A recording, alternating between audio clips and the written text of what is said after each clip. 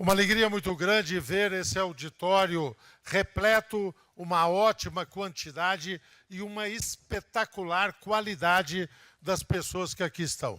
Antes de declinar alguns nomes muito especiais, me permito passear esse olhar aqui e ver aqui empreendedores, concessionários, ver a representação do poder concedente, ver fundos de investimento, ver especialistas no setor, ver que a cultura de concessões e PPPs com os operadores de direito encontra aqui o seu cenário mais produtivo.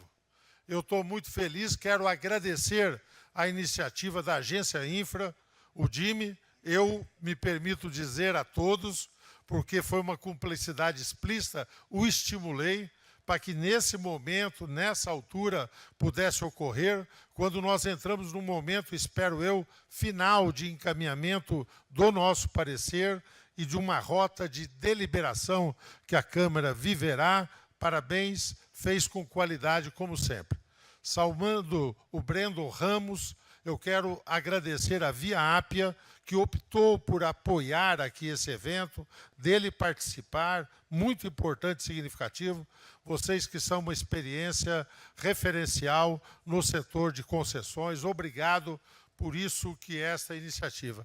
E a querida Letícia Queiroz, do nosso Maluf Queiroz Reis. A Letícia esteve comigo, era jovem estagiária, tá certo? A Letícia esteve comigo quando nós começamos a debater este tema, a um momento anterior, como muitos aqui estavam lá, né?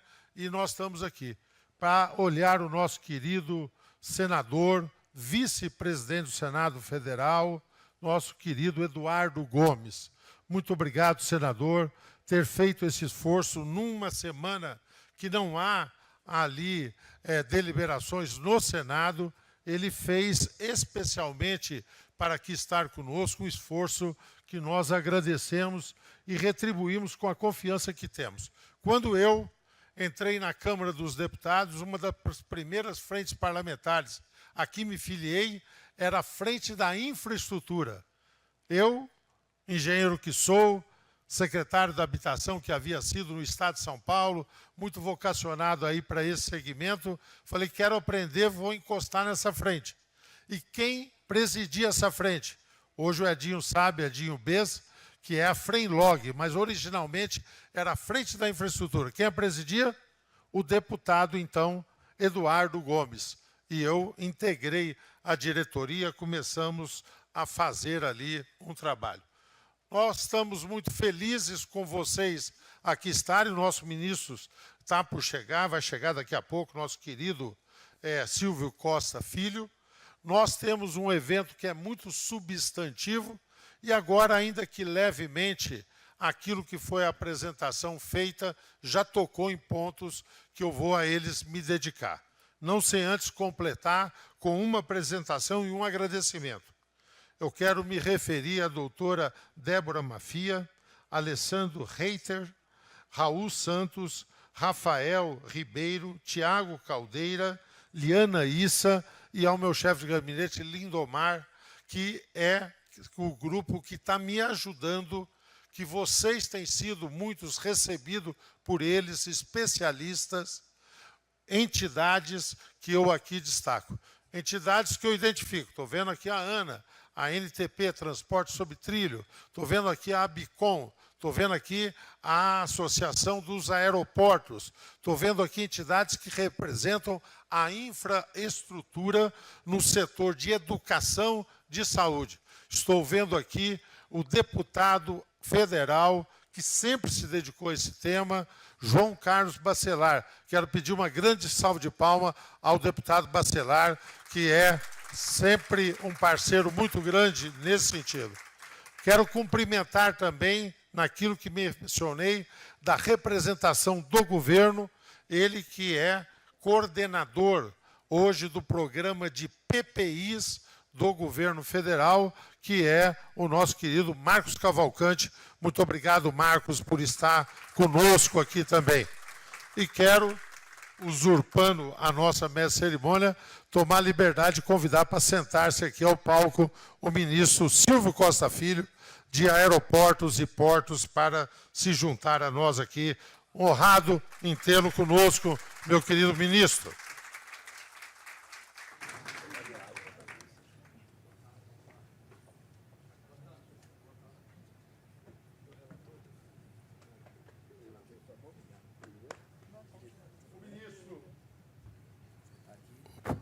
O ministro Silvio Costa Filho estava aqui comigo, muitos de nós, quando, então, era a Natália Marcassa, a equipe aqui está, o Rony aqui está, o Move Infra fez uma comemoração sobre 30 anos da Lei de Concessões. E nós anunciamos que esse trabalho se iniciaria e nós falamos sobre isso.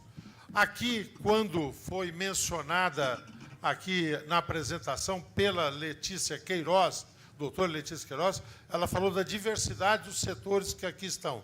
E eu frisei isso. Concessões nasce com um olhar muito voltado à infraestrutura e depois se amplia isso, e isso dá delicada situação do ponto de vista de elaboração, de preceitos, de alguns condicionantes, mas, por outro lado, dá um impacto à vida do país muito mais efetivo. Você citou um número extraordinário, 5 trilhões, tá certo? Que é aquilo que se mobiliza. Acho que é por aí mesmo, é dessa dimensão. Acho que o que vemos para o futuro é ainda mais diante de um momento de escassez daquilo que significa os desafios de recursos públicos em virtude do equilíbrio fiscal, de tudo aquilo que se tem que ajustar. E mencionou o Brandon um outro aspecto. São contratos vivos, né?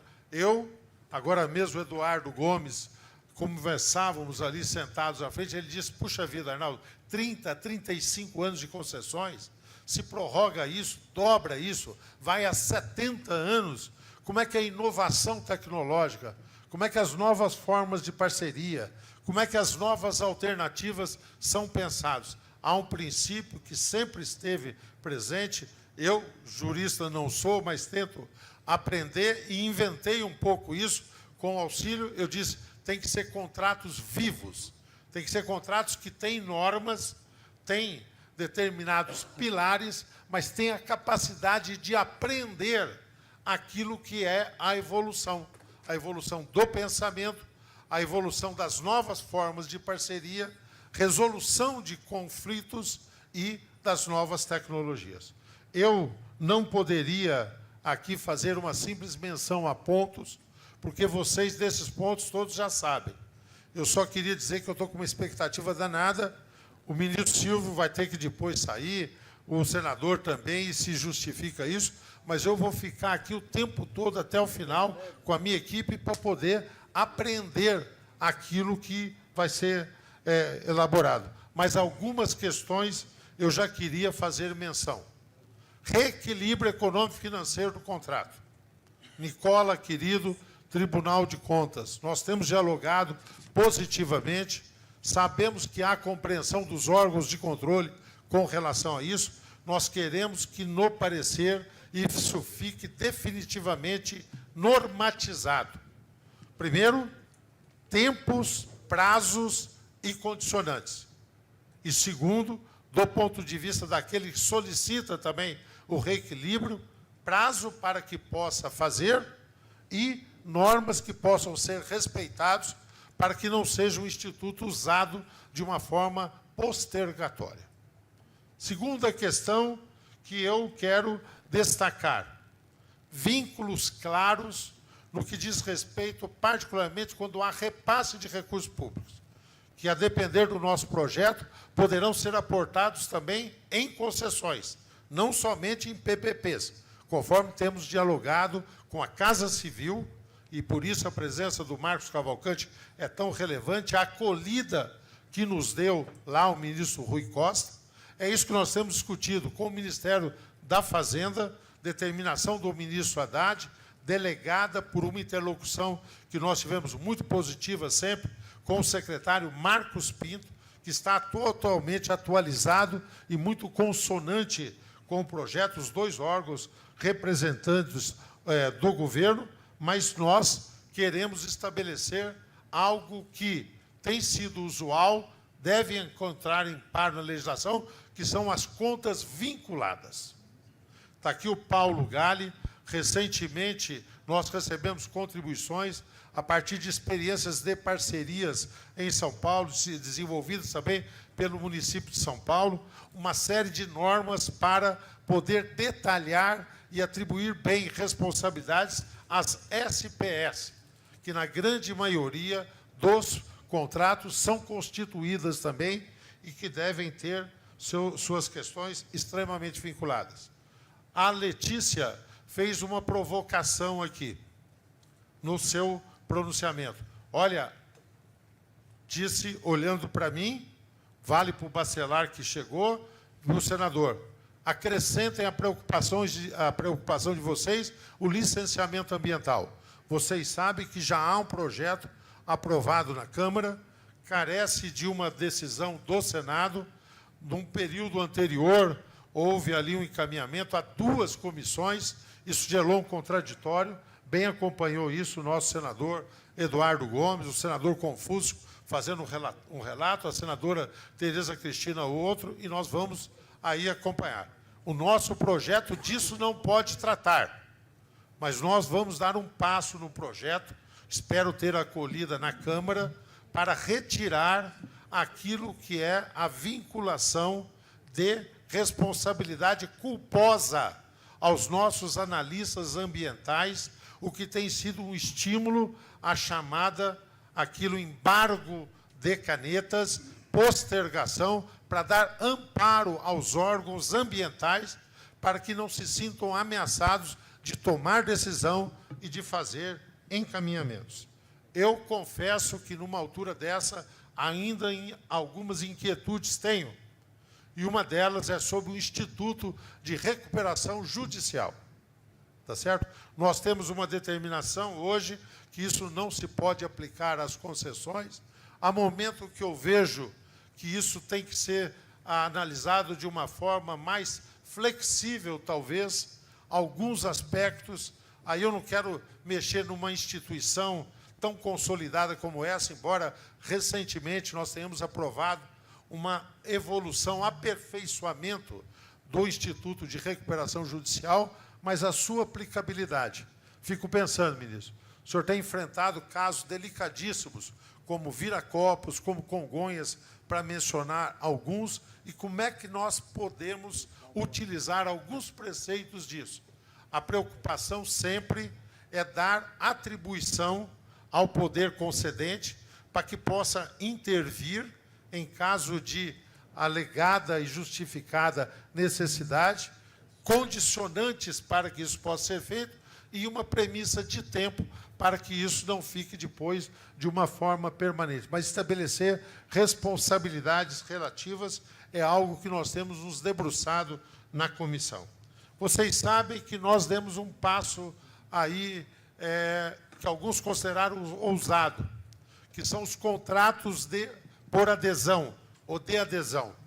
A intenção originária disso era fazer com que algumas simplificações, algumas concessões mais padrão, e nós queremos que essa legislação não seja só uma norma geral, mas se estenda com concretude aos municípios, aos estados, gerando decorrência, pudesse ser feito. Alguns alegam que, perigosamente, a questão de contrato de adesão pode induzir algumas práticas que derivem e que comprometam o espírito originário. Eu, então, deixo essa questão com muita franqueza, mostrado a vocês que nós ainda estamos nos debruçando sobre prós e contras e condicionantes disso. O esforço de simplificar e desburocratizar é permanente. E acho que esse instituto pode a ele servir. Se ele depois puder ter deturpações, nós precisamos, na lei, preveni-la ou, se difícil ser prevenida, rever isso. Eu não tenho compromisso com o erro. Eu não tenho preconceito com aquilo que são questões momentâneas. E digo isso aqui, inclusive saudando uma presença tão importante da imprensa que nós temos aqui. Os principais órgãos de comunicação estão acompanhando isso, porque sabe da importância que esse instituto terá para promover investimentos, para causar oportunidades de obras e serviços de melhor qualidade serem oferecidos à população brasileira. Então, o nosso compromisso é que ele seja aperfeiçoado, o nosso compromisso é que ele possa ser usado para gerar mais investimento, mais oportunidade e desenvolvimento. O desenvolvimento do país, e essa uma frase final, é um desenvolvimento que não será conquistado com políticas de compensação, tá certo? Às pessoas, com políticas de ajudas localizadas. Infelizmente, a situação de dificuldades do nosso povo justifica linhas que são linhas de respeito, de combate à miséria, ou até que tem um efeito de indução do consumo, tá certo? Mas ver o desenvolvimento como uma coisa estruturada, sustentável, é só se tivermos um avanço na produtividade do país, na infraestrutura do país. E é isso que o nosso instituto aqui pretende colaborar. Como é que nós estamos? Na Câmara. O presidente Hugo Motta, se comprometeu a semana que vem ter e marcar uma reunião do Colégio de Líderes para que os princípios e os pontos fundamentais, e eu vou tentar fazer com que seja o parecer, já possa ser oferecido ao Colégio de Líderes.